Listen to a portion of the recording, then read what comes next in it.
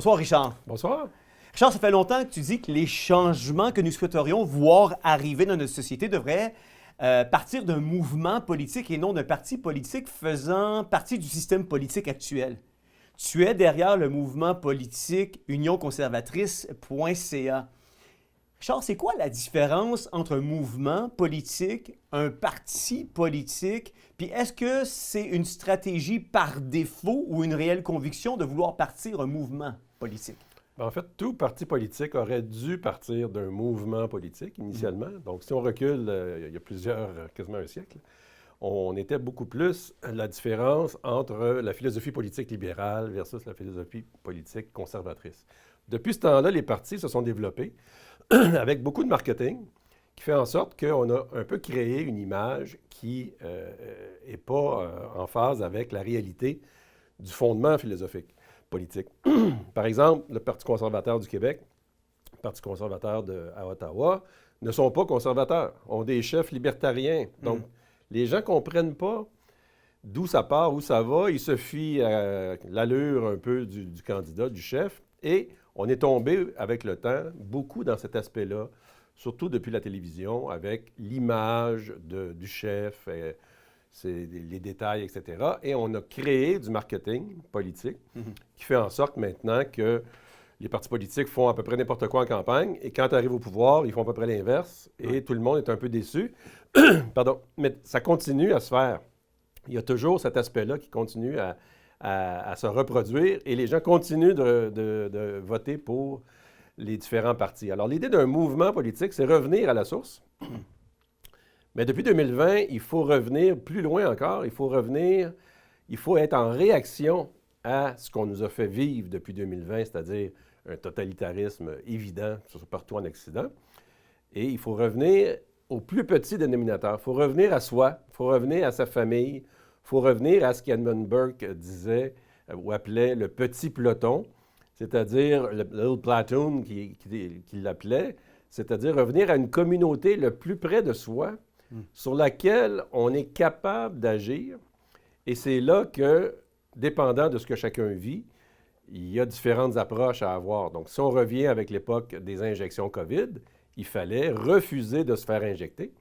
Et là, on voit que ça met en branle automatiquement tout un branle-bas de réaction au travail, dans la famille, avec les amis, etc. On ne pouvait pas aller au restaurant, il y avait un tas de libertés qui étaient affectées. Donc, juste faire un simple geste qui était tout à fait normal jusqu'en 2020, c'est-à-dire un instant, là, avant de m'injecter quelque chose, je veux savoir c'est quoi, est-ce que j'en ai besoin, est-ce qu'on est en danger de mort. Donc, de revenir à soi, c'est revenir à l'idée d'un mouvement politique. Et revenir à soi, bien, tu ne peux pas dire nous sommes tous dans le même bateau. Quand on manifestait en 2020-2021 contre les mesures COVID, on était tous d'accord contre, mais personne n'était d'accord pour. Alors, être en mouvement, c'est être en mouvement dans la même direction. Et ça demande du travail, ça demande surtout des connaissances. Et dans ce contexte-là, bien, le travail qu'on fait aujourd'hui, qu'on fait à Théovox, c'est de permettre aux gens d'avoir plus de connaissances politiques. Certains ne s'intéressaient même pas à la politique avant 2020. Certains allaient voter en se demandant pourquoi je vote, pour le moins pire, etc. Ouais. Depuis 2020, on se dit, est-ce que cette personne-là, ce parti-là, va agir pour ou contre ce qui s'est passé lors des événements en question? Donc, on a un changement qui est majeur et qui n'est pas terminé, qui fait en sorte que maintenant, être dans un parti politique, c'est aussi absurde que de dire « je suis chrétien et je suis dans un parti qui prône l'avortement ». Ouais. C'est une absurdité. Ouais. Alors, quand moi je parle d'annuler son vote, c'est de dire aucun des partis politiques représente mes convictions. Donc, je reviens à moi. Si je suis chrétien, c'est facile. J'ai un cadre à respecter. J'ai la Bible à respecter. Mais pour des gens, en général, qui se pensent athées et qui ont perdu tout repère social, sont un peu laissés à eux-mêmes et ont besoin d'être guidés. Démarrer un mouvement politique, parce qu'on a déjà parlé de ça à quelques reprises, toi et moi, puis on dirait que c'est difficile pour les gens de saisir c'est quoi un mouvement politique versus un parti politique. J'ai l'impression que les gens pensent que dans un mouvement politique, tu as moins de traction que dans un parti politique. tu as donné l'exemple de l'injection COVID. Est-ce que, par exemple, les infirmières qui ont refusé en masse, à quelques jours de perdre leur emploi, l'injection COVID, ça cadre dans la puissance d'un mouvement politique, par exemple? Bien, à l'époque, si tu te souviens, je pense qu'en 2021, tu disais « Qu'est-ce que tu souhaites aux auditeurs? » J'ai dit « Faites-vous pas injecter? » Ouais. Donc, c'est un principe qui est assez fondamental pour dire « Peu importe ce qui arrivera, je ne pourrai pas reculer devant celui-là. » Hein? Un chrétien qui est d'accord avec l'avortement, bien, posez-vous des questions, là, ou relisez votre Bible. Vous êtes complètement dans l'absurde. On contredit ce qu'on prône comme principe dans notre quotidien.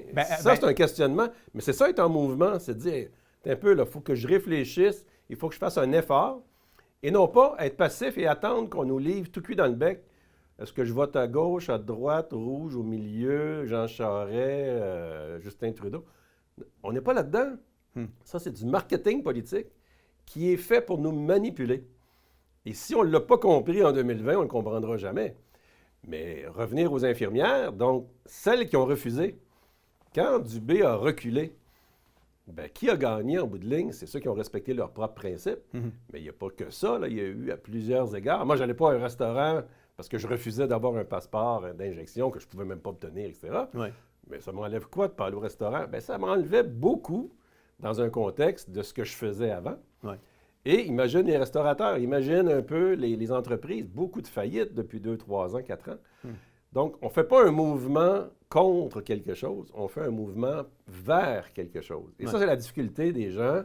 Là, il faut changer notre façon de faire parce qu'on s'est fait laver le cerveau depuis 60 ans au Québec, depuis 250 ans en France.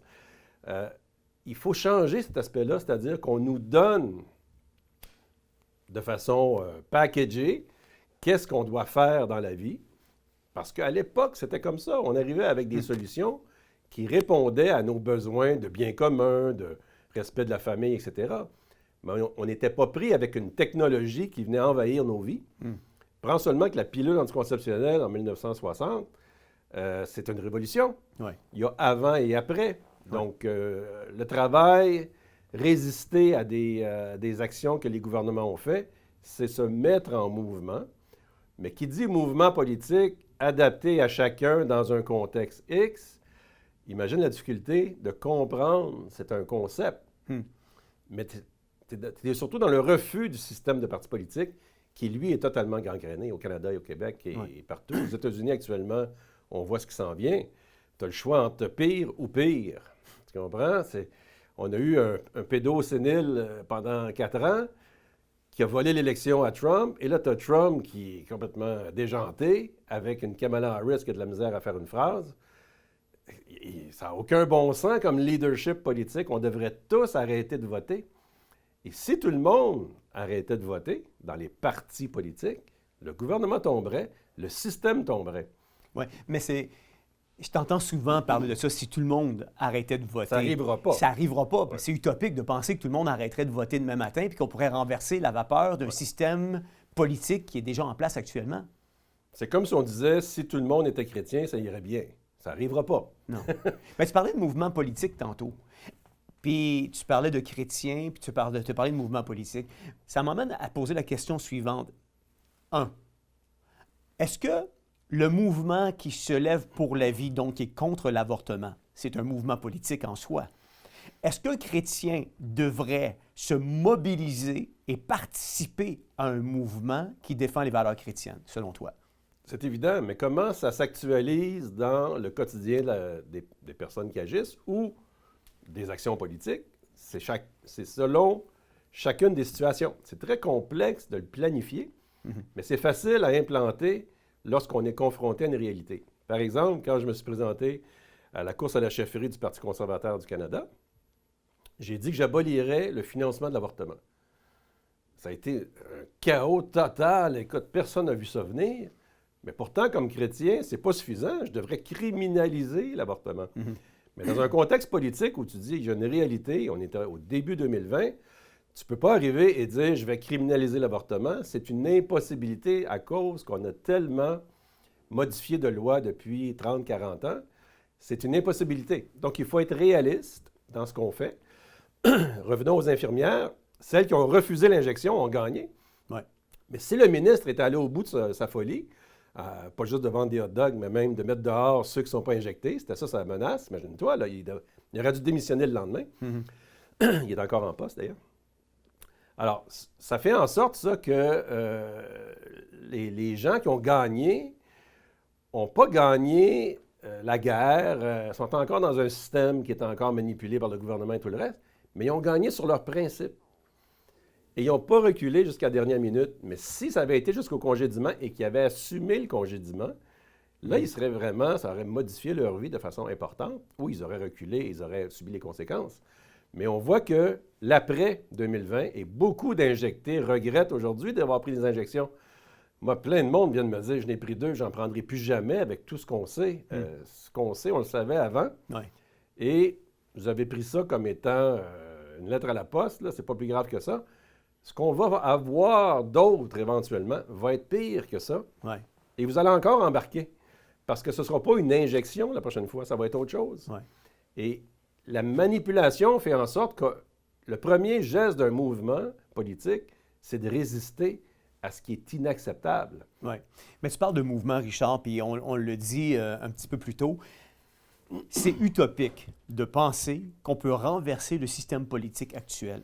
Alors, explique-moi plutôt pourquoi partir un mouvement si c'est utopique de penser qu'on ne pourrait pas renverser le système politique actuel, puis on n'aurait vraisemblablement aucune chance de faire en sorte que notre mouvement devienne peut-être un jour un parti politique. Alors là, tu réfléchis en parti politique. Donc, tu dis comment je vais lancer un parti, c'est ça que tu dis sans le dire, je vais lancer un parti pour renverser la situation actuelle. Ouais. C'est un peu ce que Maxime Bernier fait en disant, moi, je suis complètement en dehors du spectre des autres partis, mais dans le fond, il embarque dans le système de partis. Mm-hmm. Donc, il faut renverser cette façon de faire-là. Parce que si tu travailles comme Maxime le fait, tu t'en vas dans le mur. Il ne sera jamais élu. Hein? S'il y a un élu à la prochaine élection, ça va être beau. Mais dans le contexte où tu n'es pas en train de dire « je vais renverser la machine », ce qui est impossible, tu es bien mieux de travailler sur toi et sur ton entourage. Et probablement que dans sa vie privée, c'est ce qu'il fait. D'ailleurs, c'est ce qu'il a fait quand il s'est tenu debout pendant la crise COVID, au point de se faire menotter et mettre en prison en Saskatchewan, parce qu'il faisait un discours dans un lieu public. C'est une aberration totale. Ce geste-là, pour moi, était plus payant politiquement que tout son blabla politique qui nous casse les oreilles avec. Désolé, Maxime, j'aime bien l'ensemble de ce qui est présenté en général, mais il faut être cohérent jusqu'au bout et il y a des problèmes, à mon avis. C'est pas un conservatisme, c'est un libertarianisme. C'est pas une solution viable, mais ça, c'est autre chose. Ouais. Mais lorsqu'il s'est tenu debout avec les menottes au poing, ben même quelqu'un qui n'était pas politisé a dit « je respecte cet homme-là ». Ouais. Est-ce que les partis politiques sont devenus des instruments de gestion administrative, de propagande, plutôt que des porteurs de valeurs morales? Bien, premièrement, la morale, faut s'y attarder. C'est quoi la morale de bord? Exactement. On a toujours pensé que tout le monde comprenait la morale, parce que dans le passé, la morale, c'était la morale chrétienne. La civilisation était chrétienne pendant des milliers d'années. Donc, quand on disait, et par exemple, Poilievre utilise le slogan du gros bon sens, ça n'existe pas, le gros bon sens. Pour qu'il y ait un gros bon sens, c'est-à-dire général et généralisé, compris de tout le monde, il faut que tu aies une éducation identique à peu près pour tout le monde. C'était le cas à l'époque de la morale chrétienne, qui, elle, était définie selon des principes chrétiens et tout le reste. La religion est au-dessus du politique, et donc la religion était le phare qui permettait à tous les citoyens de comprendre. Tout le monde pouvait se gouverner assez facilement, et les gouvernements étaient élus pour venir coordonner le tout, hein, assurer qu'il y a des lois, assurer qu'il y a de la police, etc., mais n'intervenaient pas dans nos vies comme on vit depuis 20 ans, 30 ans. Alors, la morale qui nous est imposée par l'État est complètement absurde d'un point de vue chrétien. Et il faut faire attention quand on utilise le mot morale, c'est qu'en fait, c'est la gouvernance de soi, de ses proches, de sa société. Mais aujourd'hui, on peut faire à peu près n'importe quoi. Là. Un drag queen peut être dans une école primaire, payer 5 000 $ par l'État. on est dans l'aberration constante. Ouais. Donc, être dans un mode de morale, c'est-à-dire un contrôle de la société, un contrôle des faits et gestes de chacun, autocontrôle, parce qu'on est éduqué, donc on sait comment se tenir, etc. Aujourd'hui, c'est le chaos complet. Et on peut dire, pour répondre à ta question, que les partis politiques ne sont plus que des organes de propagande. Il faut le faire. Stephen Harper, qui avait été, que j'ai contribué à faire élire à l'époque, en 2003, 2004, 2006, était issu du milieu pétrolier, était pour venir détruire le Canada au niveau écologique. Ben, c'est celui qui a promulgué l'accord de Paris, contre lequel maintenant Maxime Bernier se bat, mais lui-même était ministre dans un gouvernement de Harper à l'époque, et il n'avait pas le choix, il était obligé de suivre la ligne de parti.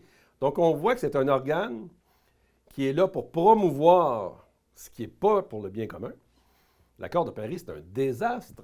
C'est les débuts du développement durable qui amène la taxe carbone et qui fait qu'aujourd'hui, on a un Pierre Poilievre qui dit qu'il va couper la taxe, mais il ne s'attaque pas à la taxe carbone qui est un cancer économique et social. Mais parlons-en de Poilievre.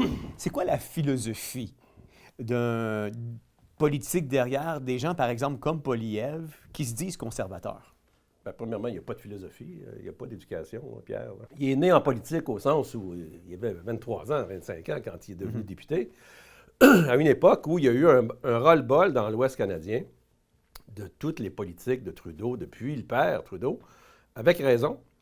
Et ce renversement-là, à travers le Reform Party, qui est devenu l'Alliance canadienne, a amené des jeunes politiciens à venir à être élus, avec très peu d'expérience de vie, très peu d'expérience d'affaires ou quoi que ce soit, économique. Donc, pas une compréhension pratique de ce que les gens qui votent pour eux vivent. Et ça, c'est un drame qu'on vit. Les partis politiques formatent les gens et les structures de discours, si on peut dire, complètement séparées de la population. Et au niveau du marketing, dans les campagnes électorales, on met le paquet, on investit des millions pour packager des messages, contrôler les médias, pour s'assurer que les gens disent « ben j'aime bien ce qu'il dit, lui ou elle ». Et on arrive avec un Pierre Poilievre aujourd'hui qui est pas loin de Kamala Harris en termes de capacité de compréhension de quoi que ce soit. Écoutez-le parler, il parle pour rien dire. Alors que Maxime arrive avec des principes très solides, pas toujours les bons en ce qui me concerne, mais pour la base qu'il dessert au niveau matériel et économique, il y a quand même un discours qui se tient au prix de perdre beaucoup en popularité. Donc, il est plus près d'un système de principes, mais ça joue contre lui parce qu'il fait partie d'un système de parti qui détruit cet aspect-là. Quand j'étais à la course au leadership, celui qui m'a démoli sur Twitter parce que je parlais d'enlever le financement de l'avortement, le premier, c'est Pierre Poilievre, qui gueulait sur Twitter en me traitant de malade mental. C'est leur niveau de capacité d'argumenter. Ouais. Et aujourd'hui, vous voulez en faire le premier ministre du Canada, ben, ça va être aussi pire que Justin Trudeau. Ça, c'est si on se rend à l'élection en 2025, parce que l'élection américaine va être déterminante par rapport aux prochains mois, prochaines années. Ouais. Beaucoup plus que ce qui se passe au Canada. Nous, ici, on est tributaires de ce qui se passe là-bas. Tu l'as dit d'entrée de jeu, Richard, pour espérer avoir un mouvement politique comme unionconservatrice.ca. J'ai de la misère encore à saisir, par exemple, comment ça s'articule pour voir une masse significative peut-être s'intégrer ou se migrer à l'intérieur d'un mouvement comme ça pour pouvoir avoir un poids qui fait en sorte que puis là, je sais que tu vas me dire peut-être que je pense encore en partie, mais pour réussir à se faire entendre, à quoi on doit ramener ça aujourd'hui pour espérer avoir une masse qui veut se faire entendre?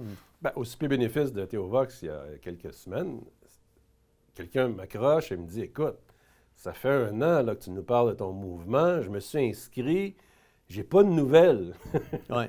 Lui, il me parlait tout à fait comme, puis c'est un ancien organisateur politique dans les partis, j'ai réussi, avec mes discours depuis plusieurs années, à l'amener à décrocher des partis politiques, ce qu'on appelle les vieux partis, là. Ça, c'est classique.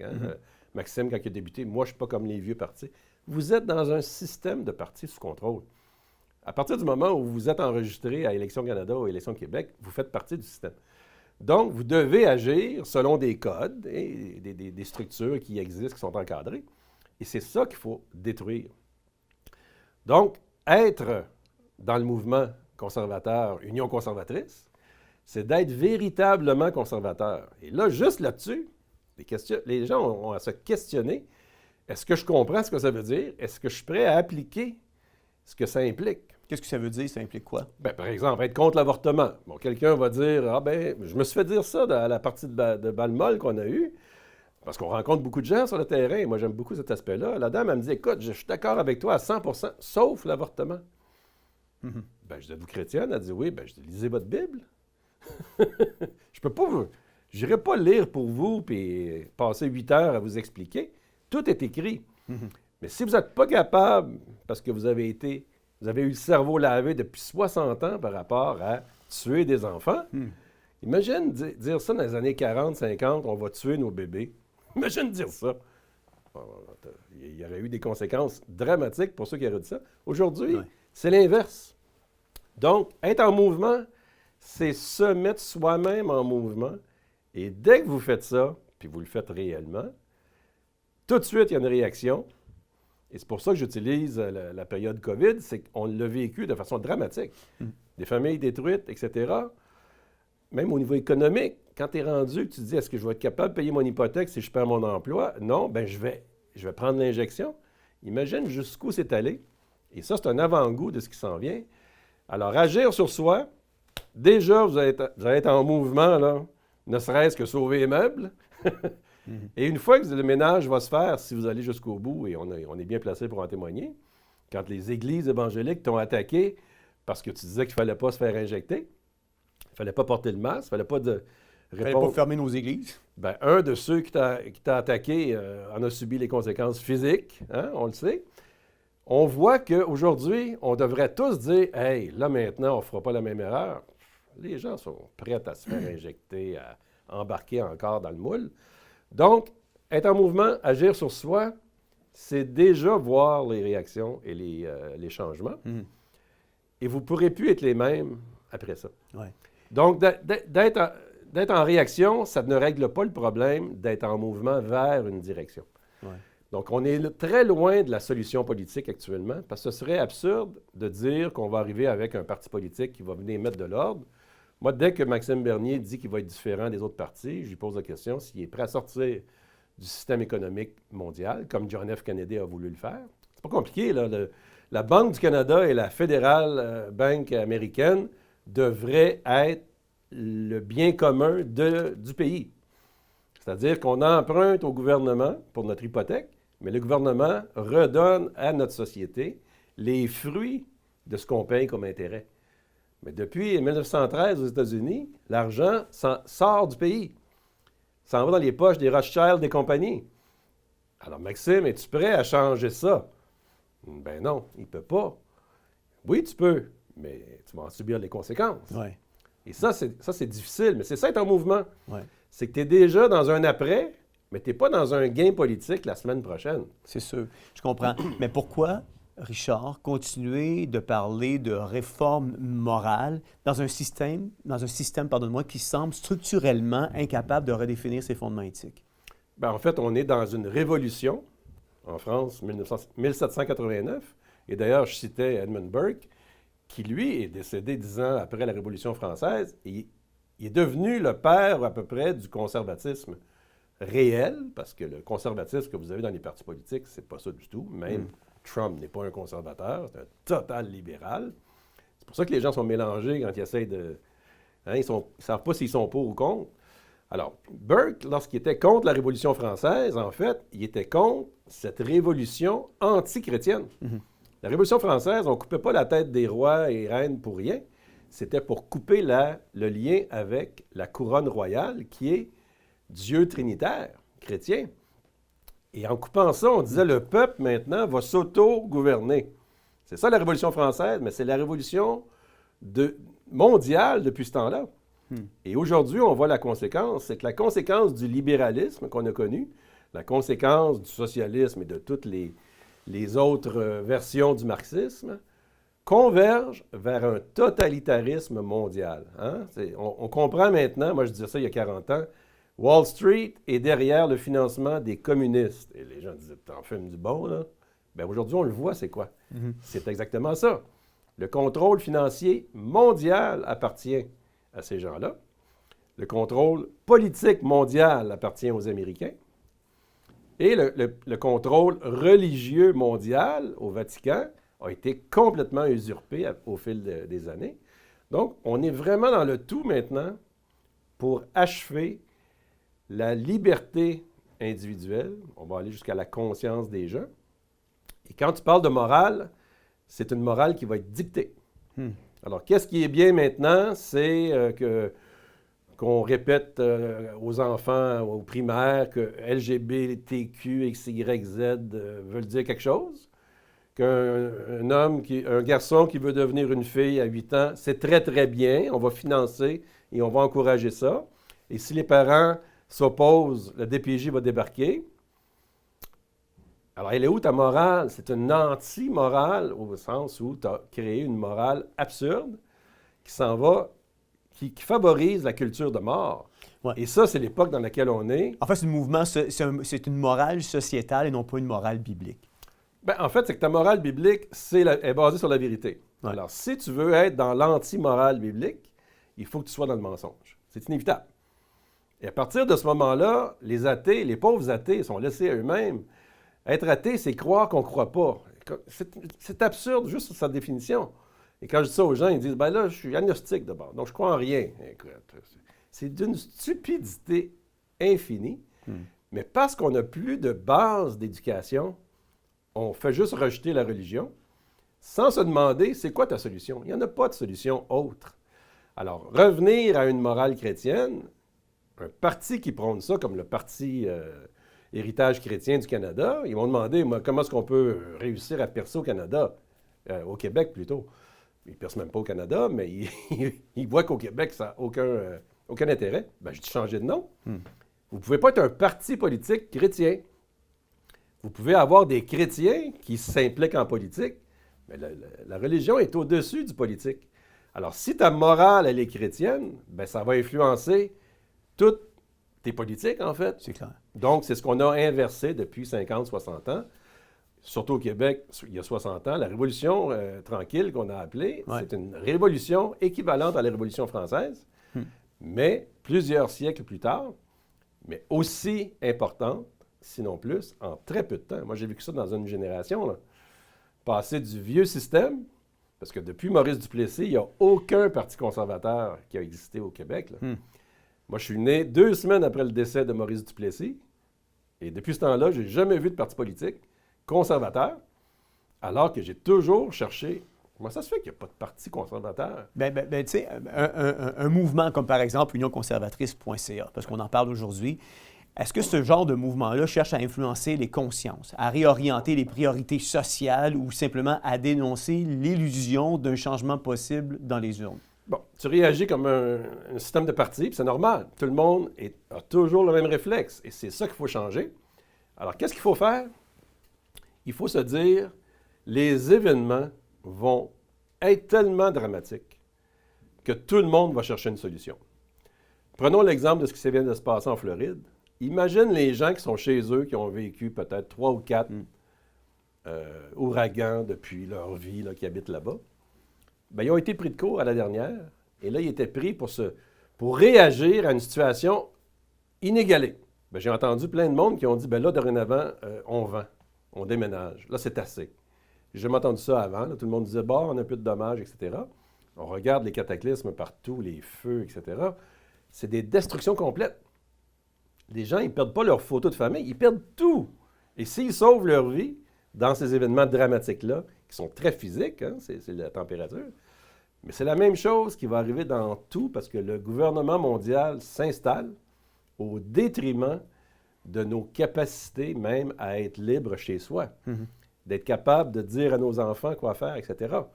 Alors, il faut être en réaction, mais aller chercher des connaissances sur les principes d'action en prévision des événements qui vont être si dramatiques, Moi, j'ai enterré quelqu'un il n'y a pas longtemps à qui j'ai dit, prends pas les injections. Il en a pris 7. Il vient de mourir. D'une cirrhose du foie qu'il n'a jamais bu. Donc, on voit qu'on est dans des événements complètement absurdes, mais à la fin, avant de mourir, il ne reconnaissait pas encore que c'était les injections. Ouais. Donc, si ça avait été fait dès le début, qu'il avait refusé... Regarde comment sa vie vient de changer. Ça, c'est une personne parmi des millions. Donc, prenez une collectivité. Donc, les petits pelotons de notre ami Edmund Burke, les petits cercles de bienfaisance, que moi j'appelle, c'est-à-dire, on commence par soi, hein, on prend soin de soi, on ne se fait pas injecter. On ne veut pas injecter notre enfant, notre conjoint. On ne veut pas que notre enfant soit victime d'une propagande qui serait contre nos convictions à l'école. OK. Là, il va à l'école se faire dire que transgenre, c'est bien. Bon, je le sors de l'école. C'est pas des gestes banals, ça occupe ta vie pour les 3 prochaines années, 10 prochaines années. Et il faut penser comme ça pour dire, attends un petit peu, là. Là, je commence à comprendre c'est quoi être en mouvement. Il y a quelqu'un qui me disait... Donc, le mouvement est voué à l'échec parce qu'il n'y a pas grand monde qui va embarquer là-dedans. Il n'y a pas d'échec ou de victoire. Toi, tu penses que tu veux gagner un scrutin dans 2 ans, dans 2 mois. Non! C'est terminé, cette époque-là. 2020, RIP, les partis politiques. Je parle pas de gagner des élections dans un scrutin. Gagner ta vie si tu ne t'es pas injecté, c'est quelque chose. Tout un gain, ça? Je comprends. Mais comment ces gens-là se mobilisent à l'intérieur d'un mouvement qui va leur donner ce support moral-là pour pouvoir réussir à aller au fond des affaires? Moi, ce que je vois au niveau de unionconservatrice.ca, c'est l'idée d'un vaisseau amiral. Hein, soyons dans l'espace. Là. Essayons de conceptualiser un petit peu pour revenir après à des choses concrètes. Alors, on est dans l'espace. Il y a plusieurs satellites qui vont et qui viennent. C'est un peu comme des groupes Facebook, hein? Ah, on fait du gâteau, on se met 10, on est en lien, on fait les meilleurs gâteaux. Oh, on est tanné, on ferme le groupe Facebook. On en fait un autre sur couper du bois. Ça vient, ça part. C'est un beau modèle, ça, pour montrer la mouvance. Et qu'est-ce que ça a fait, Facebook? Ça a créé des communautés mondiales. Tu sais, Théovox, il y a des auditeurs en Europe qui nous écoutent régulièrement. C'est très bien. Donc, c'est la francophonie qui nous unit jusqu'à date. Mais ça peut disparaître demain. Et on l'a vu avec des influenceurs. Il y en a beaucoup qui sont disparus depuis 1 an parce qu'ils n'ont pas réussi à amener des solutions. Ils n'ont que dénoncé ce qu'on voit moins depuis 1 an. Parce que le gouvernement s'est aperçu que le monde a commencé à être tanné. Et ça fait partie des stratégies de contrôle de la population de donner une pause après avoir snappé. On appelle ça « cool break ». Pourquoi? Ils vont se rendormir. Ils vont penser que tout est revenu à la normale. C'est comme l'œil de la tempête, l'œil de l'ouragan. Tout le monde sort, il n'y a pas de vent, c'est extraordinaire. Et là, l'autre côté de l'ouragan, de la tornade revient, et là, tout arrache. Alors, on n'est pas dans l'action pour gagner des élections, etc. L'action sur soi, l'action sur sa famille. Donc, Edmund Burke parlait de famille au sens large. Si on parle d'un cercle de bienfaisance, bien, vous pouvez penser que votre rue, vos voisins, vous voulez vous entraider, vous vous connaissez, etc. Et tranquillement, tu vas au niveau de la municipalité. Hein? Il y en a qui se présentent à la mairie, par exemple, ou comme conseiller en se disant, bien, je veux donner à ma communauté. Ma communauté immédiate, pour moi, c'est ma ville. D'autres, c'est la province. D'autres, c'est le pays. D'autres, c'est la planète. Alors, tu vois-tu que ton mouvement peut grossir selon tes talents, selon tes capacités, et selon ton intérêt à agir, parce que 80% du monde n'a aucun intérêt politique encore aujourd'hui. C'est quand même difficile quand on a grandi avec un système politique de penser autrement que tout ce que tu dis, de le répertorier dans nos filières intellectuelles en corrélation avec un système politique. Ça s'appelle de l'éducation. Hein? Désolé de le dire, mais on n'a aucune éducation politique depuis 60 ans en Amérique du Nord. Penser que Donald Trump ou Kamala Harris ou Joe Biden sont votre président de la plus grande puissance économique mondiale, c'est d'une absurdité. Ils doivent être gênés de le dire, même dans leur souper de famille. Et on est là. Donc, les événements sont tellement dramatiques qu'il va falloir qu'il y ait des opportunités d'action. Et c'est là que le mouvement doit exister. Alors, quand quelqu'un me dit, ben écoute, là, on sait où tu couches, toi, vraiment, là, tu es vraiment contre l'avortement. J'ai tout perdu au niveau politique en disant que j'étais contre l'avortement, parce que ça, c'est tabou. Mais les précurseurs d'un mouvement conservateur, puis on va terminer avec ça, Richard, mais les précurseurs d'un mouvement conservateur, comme par exemple unionconservatrice.ca, seraient d'entrée de jeu des chrétiens. Mais parce que même aux États-Unis, il y a l'influence grandissante des chrétiens qui sont de plus en plus sur cette scène politique-là. Puis il y a eu un article qui s'est fait dernièrement, et cet article-là remonte à le 2 octobre 2024 dans la revue, le journal, ou peu importe, l'Actualité. Ça a été fait par Marie-Hélène Proulx. Et je veux juste te nommer quelques citations qu'on retrouve dans ce journal-là qui me fait quand même friser.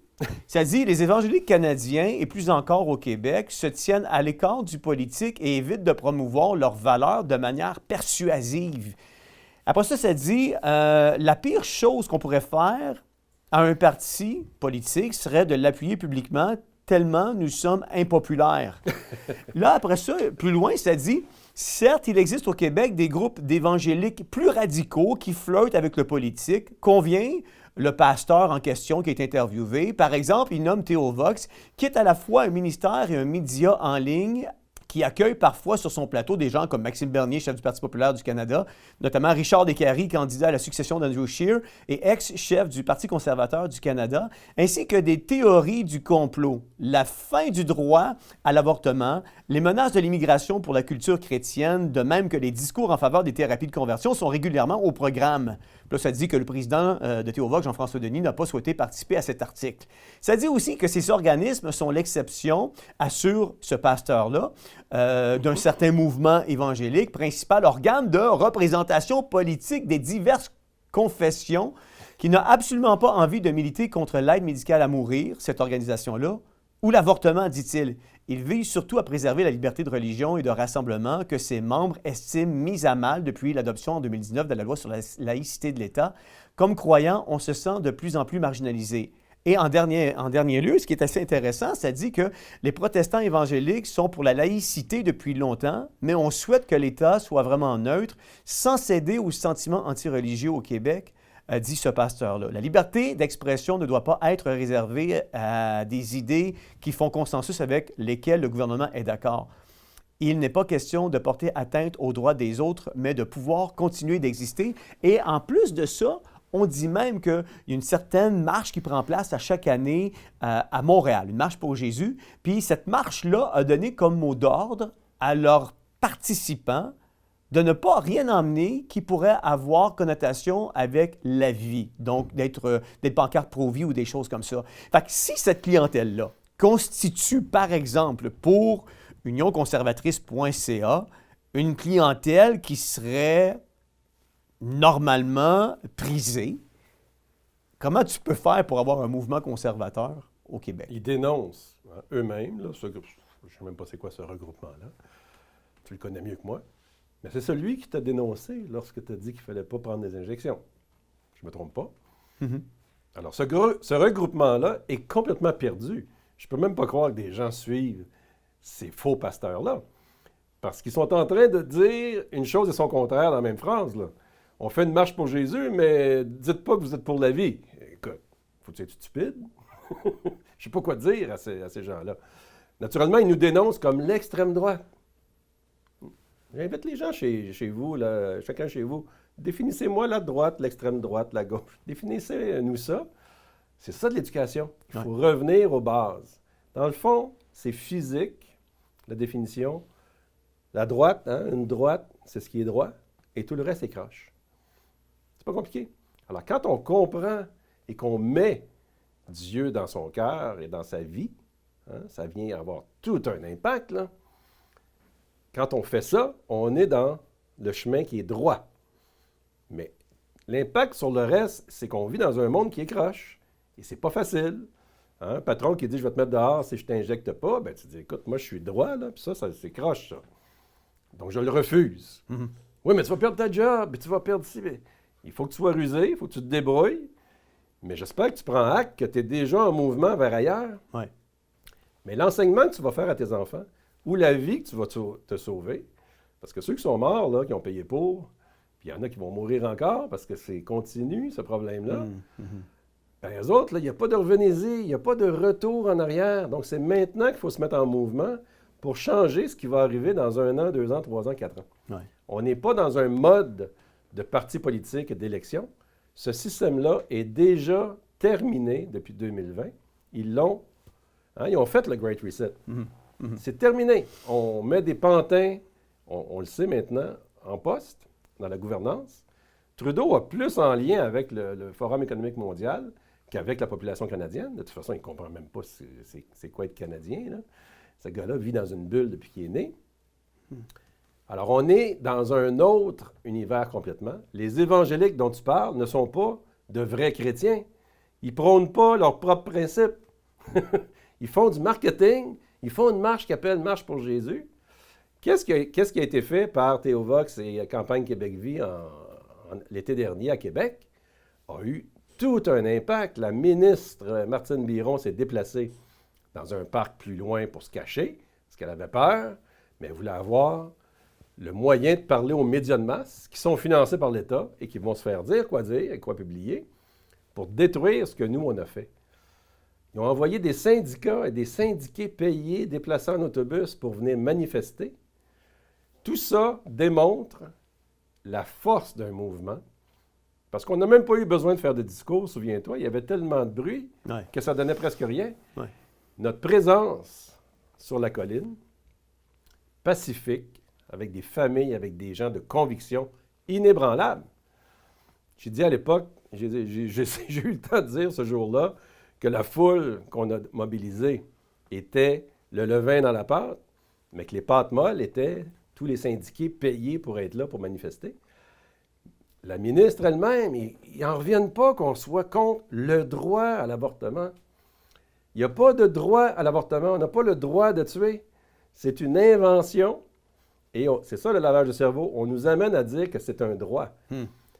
La révolte aux États-Unis de la gauche, c'est le fait que la Cour suprême, et on remercie Trump là-dessus, a renversé l'idée qu'il y avait un droit à l'avortement.